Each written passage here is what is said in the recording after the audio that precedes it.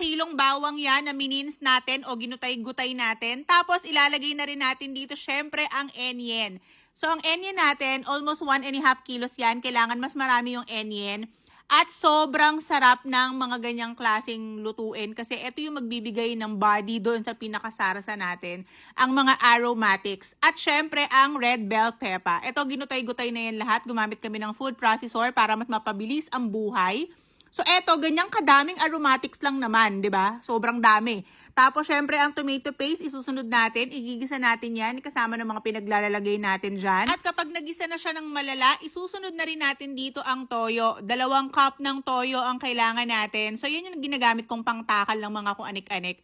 At syempre, titimplahan ko na yan dyan ng asin. Tapos sasabihin na naman ng mga perfect dyan, yung alat naman ng luto mo, maghintay ka muna, panoorin mo kung gaano kadaming baka yung niluluto ko dyan para sabihin mong maalat. So ayan, lahat ng aromatics natin.